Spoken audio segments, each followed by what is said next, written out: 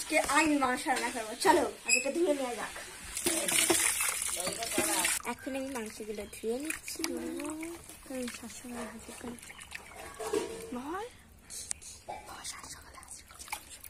সাত সকালে আজকে আমরা করব মাংস। এটা হলো সানরাইজের লঙ্কার গুঁড়ো। এটা না দিলেই মাংস পুরো অসম্পূর্ণ রয়ে যাবে, তাই এইটা যদি মাংসে একবার দেওয়া হয় তাহলে যা টেস্ট হয় ধারণার বাইরে। দেখুন দেখতেও কিন্তু খুব সুন্দর লাল। এখন গরম হয়ে গেছে, এখন আমরা এর মধ্যে দিয়ে দেব পেঁয়াজ। পেঁয়াজগুলো কিন্তু আগে থেকে কুচি কুচি করে কাটা ছিল।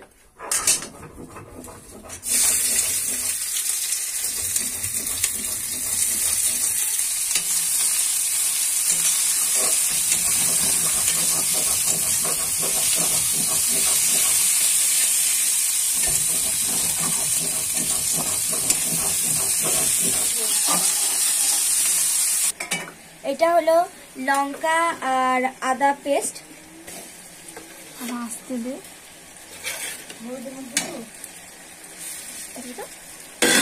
এখন আমরা এটাকে ভালো করে কষিয়ে নেব।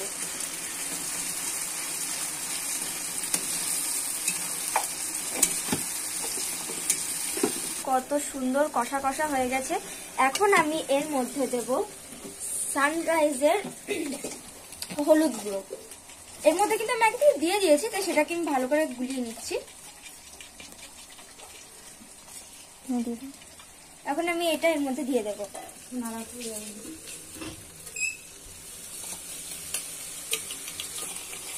দেখুন দেখতে কত সুন্দর লাল হয়েছে, লোভ লাগছে তাই না? এখন আমরা এর মধ্যে দিয়ে দেবো নতুন আলু। এটা আমি ভেজে দিচ্ছি না, কারণ এরকম কাছে কাছে দিলে টেস্টটা আরো বেশি বেড়ে যায়।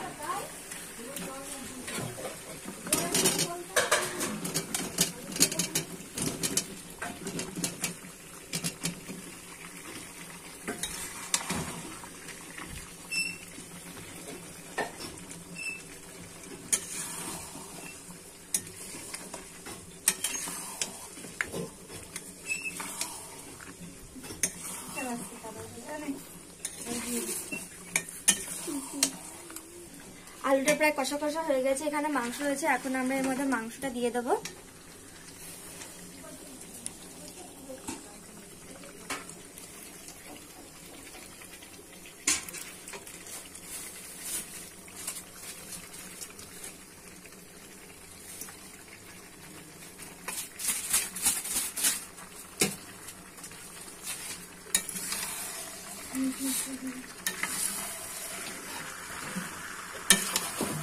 এখন এর মধ্যে দিয়ে দিলাম কাঁচা লঙ্কা।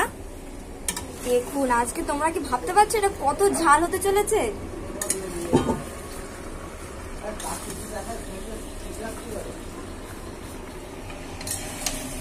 তো এখন আমরা এই মাংসের মধ্যে দিয়ে দেবো টমেটো গুলো।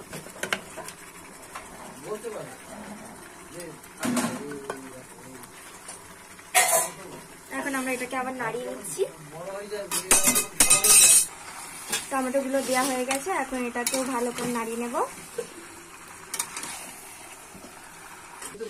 এখন আমরা এটা দিয়ে দেবো সানরাইজের মিট মশলা।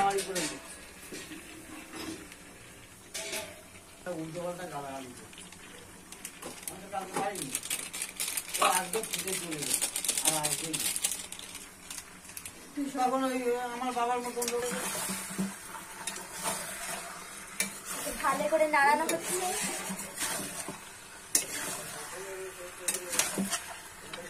জন্য ঢাকা দিয়ে রাখলাম।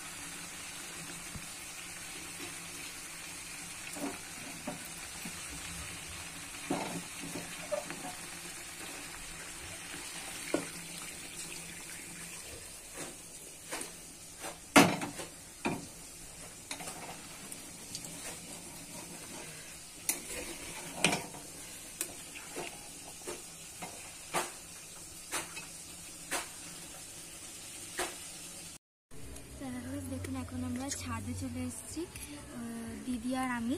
তো এখন আমি মাংসটা ট্রাই করে আপনাদের বলছি, ঠিক আছে?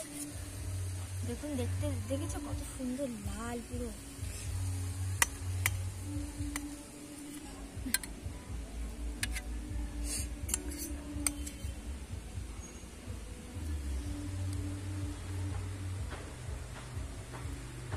ভাবতে পারছি না এত টেস্টি হয়েছে এটা। গাইস, এটা এত টেস্টি হয়েছে না, এত ঝাল হয়েছে না যে মুখে পুরো লেগে থাকবে। তোমরা একবার এই রেসিপিটা ট্রাই করে দেখো। টাটা।